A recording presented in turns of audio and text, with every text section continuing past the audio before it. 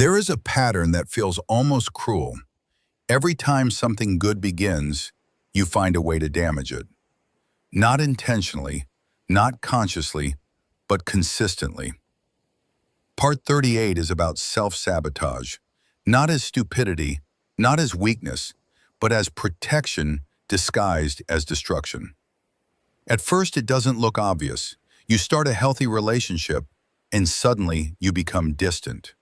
You get a real opportunity, and you procrastinate. You finally feel calm, and you create conflict. You achieve progress, and you downplay it. From the outside, it looks irrational. Why would someone ruin what they worked so hard to build? Because sometimes stability feels more dangerous than chaos. Self-sabotage doesn't begin in adulthood. It begins when your nervous system learns that good things don't last. If you grew up with inconsistency, where affection came and went, where praise was followed by criticism, where peace was interrupted by sudden conflict, your body adapted. It learned this equation: good to temporary to painful ending. So now when something good appears, your system doesn't relax. It prepares for loss.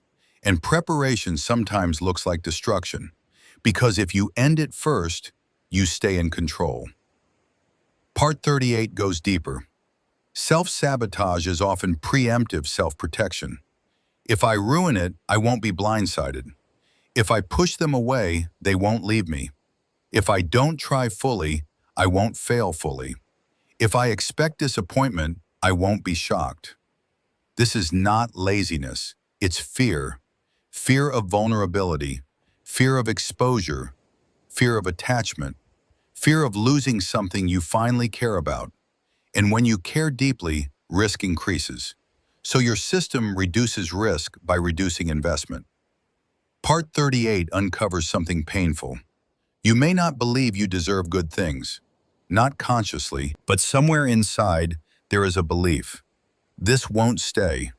This is too good for me. I'll mess this up anyway. I'm not built for stable happiness. If you internalized criticism early in life, if you were told you were difficult, irresponsible, dramatic, too emotional, not disciplined enough, those narratives stick. So when success arrives, you feel like an imposter. When love arrives, you feel like a fraud. And frauds expect exposure. So you sabotage before you're found out. Part 38 continues. Self-sabotage can look subtle. It's not always dramatic collapse. It's hesitation. It's inconsistency. It's emotional withdrawal. It's procrastination right before completion. It's picking fights when things feel too calm.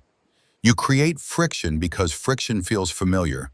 Chaos feels predictable. Calm feels unstable. Part 38 goes deeper still. If you've experienced sudden loss, betrayal, abandonment, humiliation, failure, your brain learns something powerful. Attachment equals risk. So when something starts mattering to you, your anxiety increases. The more you value it, the more your fear activates, and your mind searches for flaws. You start focusing on tiny problems. You magnify imperfections. You question compatibility. You question timing. You question yourself. Not because the situation is wrong, but because attachment feels unsafe. Part 38 reaches a critical insight. Self-sabotage is often about control. If things fall apart because of you, you feel less powerless. If someone leaves unexpectedly, you feel helpless. But if you push them away first, you feel prepared. Even if it hurts, because pain you choose feels safer than pain you didn't see coming. There's another layer. Some people sabotage good things because peace feels unfamiliar. If your nervous system is used to adrenaline, arguments, emotional highs and lows, uncertainty, stable happiness feels dull. So you unconsciously recreate intensity. You mistake intensity for passion. You mistake anxiety for love. You mistake unpredictability for chemistry. And when something feels calm, you interpret it as boring. But calm isn't boring, it's regulated. And regulation can feel strange when chaos was your baseline. Part 38 uncovers something even deeper. If you never saw healthy stability modeled, you may not know how to maintain it. So when something stable appears, you feel incompetent. You don't know how to exist without crisis. You don't know how to relax into safety. You don't know how to function without pressure. So you create pressure, because pressure feels like home. Part 38 moves toward healing. Self-sabotage fades when awareness increases. When you notice the pattern, when you pause before reacting, when you ask, am I responding to reality or to fear? When you recognize that your anxiety spikes not because something is wrong, but because something matters. When you allow yourself to sit in discomfort without destroying the source. Because good things will always trigger fear if your past taught you that good things disappear. But disappearing is not inevitable. Not every love ends abruptly. Not every success collapses. Not every calm is followed by chaos. Your nervous system is reacting to memory, not prediction. You are not broken for sabotaging. You are protecting.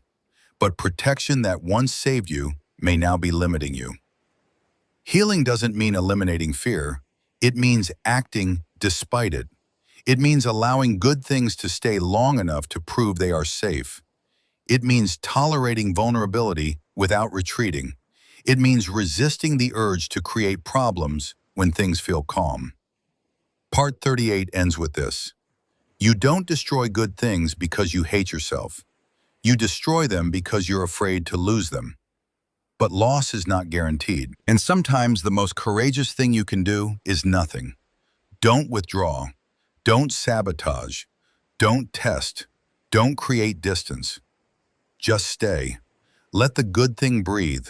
Let it exist without preparing for collapse. Because stability is not a trick. Peace is not a trap. And you are allowed to experience something good without dismantling it first.